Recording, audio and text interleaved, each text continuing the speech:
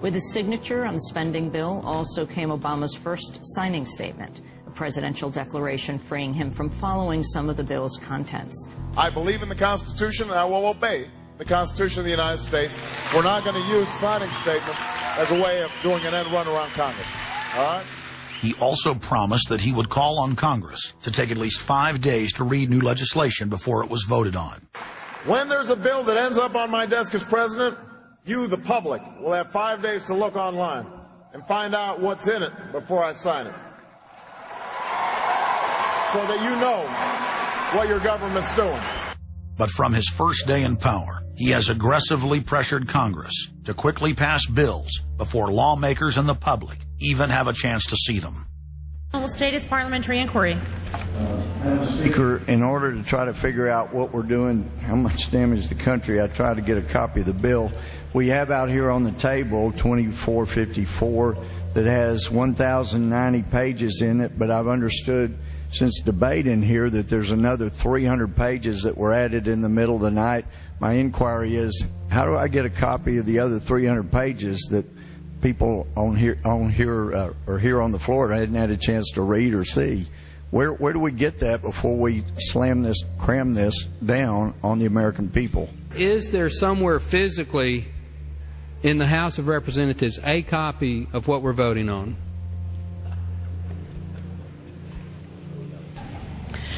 The gentleman has not stated a parliamentary inquiry that the chair can answer.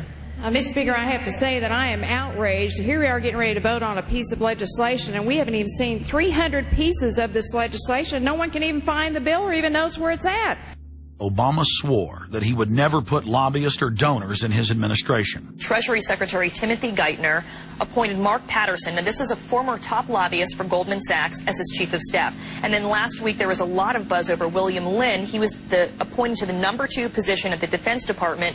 William Lynn, also a former top lobbyist for Raytheon, which is one of the 5 largest defense contractors.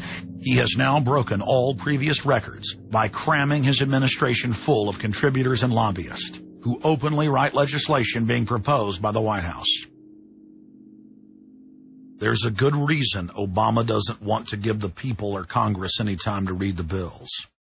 I'm still needing a copy of the other 300 mysterious pages that we don't get to see here.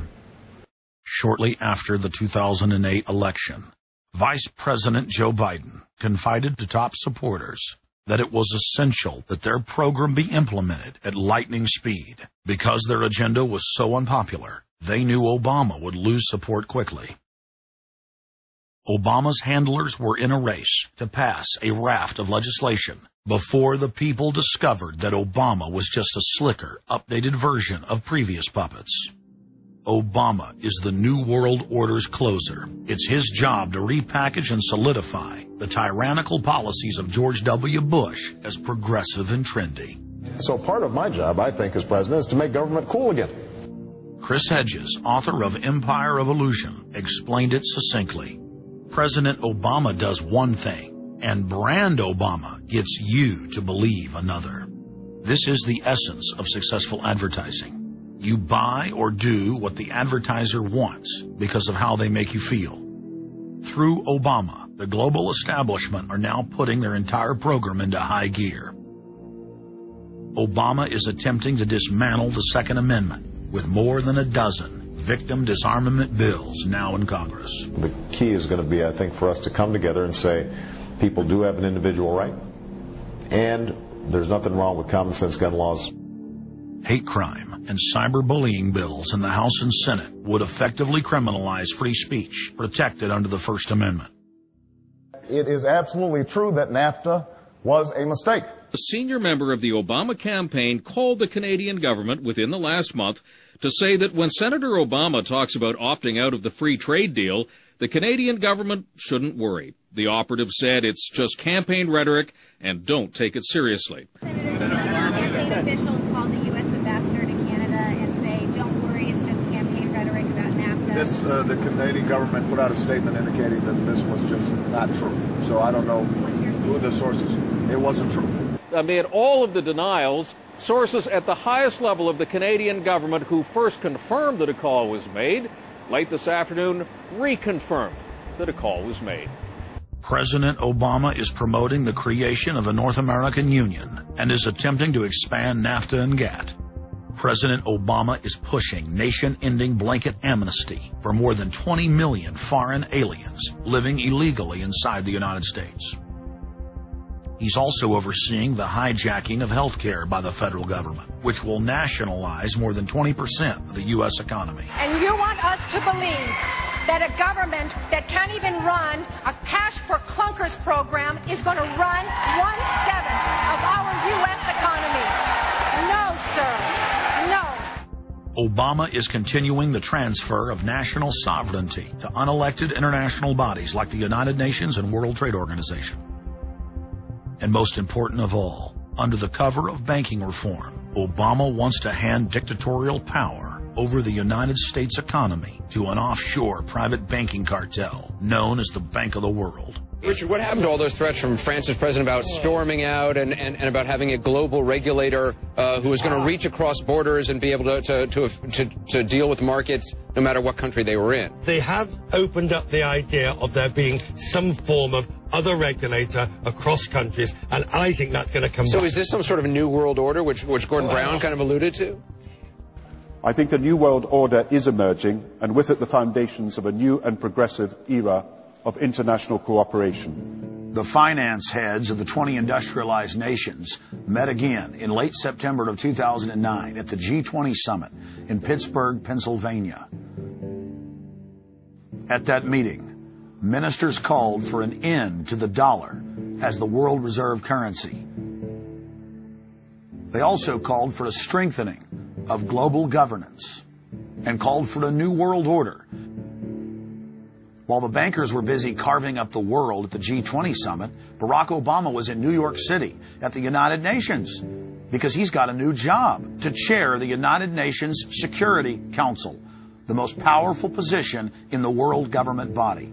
President Obama does what no other U.S. president ever has. President Obama presided over the UN's most powerful body. That would be the Security Council.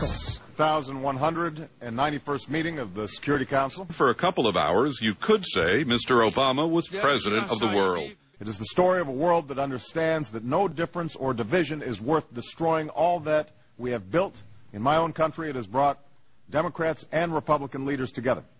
Leaders like George Shultz, Bill Perry, Henry Kissinger, and Sam Nunn, who are with us here today. Barack Obama is the first president to hold two posts simultaneously. And there's a good reason for that. It's illegal. Article 1, Section 9 of the Constitution forbids any U.S. president from serving any foreign government or institution. He swears an oath to protect and defend the Constitution of the United States. But now Barack Obama has sworn allegiance to the global government and the United Nations that he heads up. Let that sink in real good. Barack Obama now heads the United Nations Security Council. You cannot serve two masters, and Obama isn't. He's selling out the last vestiges of sovereignty that this country had. This, ladies and gentlemen, is the destruction of our nation, and it's also high treason. Obama's lies are obvious and out in the open. He hides in plain sight.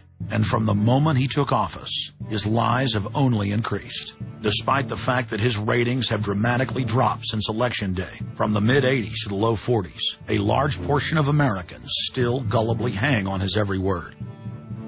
It is bringing entertainment to thousands of people. Through its magic, we are able to enjoy a combination of the radio, motion pictures, and the stage, right in the comfort of our own homes, simply by pushing a button and turning a dial. These cells with their electrical charges are scanned by a stream of electrons, completing 30 pictures a second. Compare that crude picture with these of today, and you can judge for yourself how far along the road to perfection television has traveled.